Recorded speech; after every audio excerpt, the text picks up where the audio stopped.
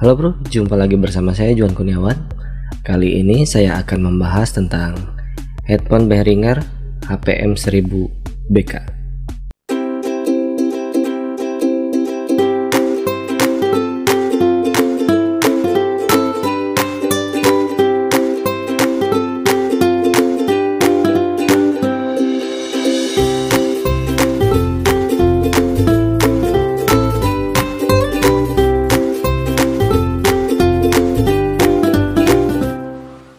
Menurut info yang saya dapatkan, headphone ini adalah headphone flat yang biasa digunakan untuk proses editing atau untuk monitoring. Tapi apakah headphone ini benar-benar flat? Yuk kita bahas sedikit demi sedikit ya bro. Dalam kemasannya kita buka saja langsung. Sebenarnya ini sudah saya unboxing ya bro, tapi saya menyimpannya kembali ke sini jadi supaya lebih tertata saja. Kita buka ya bro. Dalam paket pembeliannya kita tidak mendapatkan apa-apa selain headphone itu sendiri. Tidak ada manual book atau buku-buku semacamnya atau buku garansi.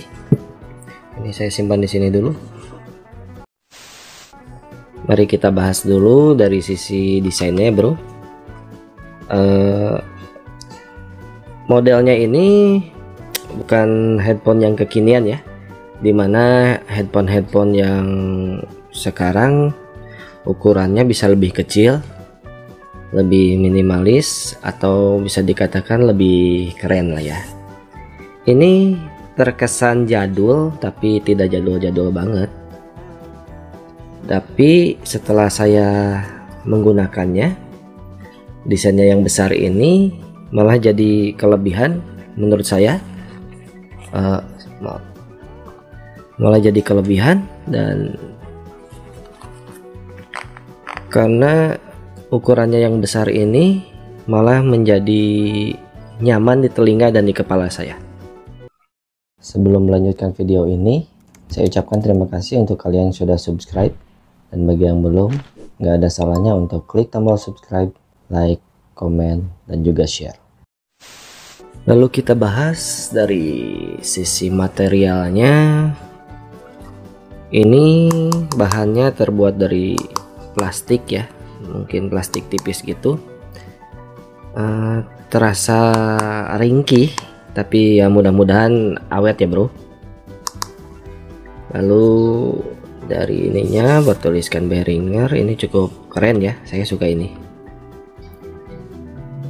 Lalu kulit sintetis yang menutupi busanya seperti yang ada pada bagian kepala ini, dan untuk bagian telinganya ini adalah kulit sintetis ya. Ya kemungkinan bisa ngelotok atau ngelupas gitu ya bro, tapi kita lihat saja dalam pemakaian beberapa bulan. Lalu kita beralih ke sisi kabelnya. Berapa panjang kabelnya? Ini mungkin sekitar 1,5 atau 2 meter ya, sekitar segitu ya bro. Cukup panjang kalau untuk sekedar untuk recording, monitoring. Lalu ini disertakan dengan jack 3,5 mili seperti ini ya bro, 3,5 mili. Tapi bawaannya kita mendapatkan jack 6,5 mili yang bisa dipasangkan ke jack 3,5 mili. Jadi ini adalah jack converter ya, tapi bawaan dalam paket penjualannya. Jadi dalam paket penjualannya kita mendapatkan headphonenya dan jack converter ini.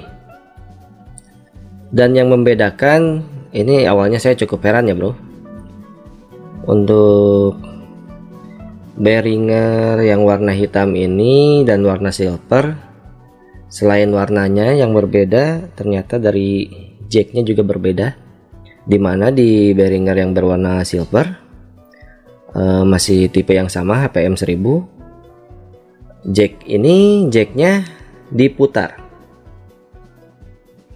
sedangkan untuk yang warna hitam ini modelnya seperti kebanyakan ya, seperti biasa lah, kebanyakan yang jack converter yang ada di pasaran. Ini modelnya tinggal tekan saja, tinggal klik gitu saja. Menurut keawetannya sih sepertinya lebih bagus yang berwarna silver ya, karena itu diputar. Tapi nggak tahu, kita coba saja. Ini kan masih bawaannya, mungkin ini juga cukup bagus ya. Lalu kita ke intinya ya bro, dimana ini kan headphone ya, jadi fungsinya jelas saja untuk mendengarkan suara. Bagaimana sih hasil suaranya? Ini review menurut saya ya bro, setelah saya beberapa kali mencobanya. Headphone ini walaupun diklaim adalah headphone flat ya, tapi ternyata tidak begitu benar-benar flat. Jadi bass dan treble-nya sedikit agak besar, tidak terlalu, tapi agak besar jika dibandingkan dengan headphone flat yang lain. Jadi kesimpulannya menurut saya, headphone ini berada di posisi antara headphone monitoring dan headphone multimedia. Headphone multimedia itu headphone yang bass dan treble-nya cukup besar ya, yang biasa digunakan untuk menonton film atau bermain game. Jadi ini berada di antaranya ya bro, antara headphone monitoring dan headphone multimedia. Dan dari semua yang saya sebutkan tadi, dari sisi paket penjualan, desain, sisi material, dan suara yang dihasilkannya, menurut saya headphone ini cukup rekomen ya, dengan harga dibanderol sekitar 200 sampai 300-an. Dan headphone ini sangat cocok bagi para pemula seperti saya yang ingin mencoba melakukan proses editing, monitoring, atau semacamnya. Oke, sekian dulu sedikit review dari saya. Semoga ini bermanfaat dan menjadi rekomen buat kalian. Jangan lupa untuk klik tombol subscribe, like, komen, dan juga share. Terima kasih bro.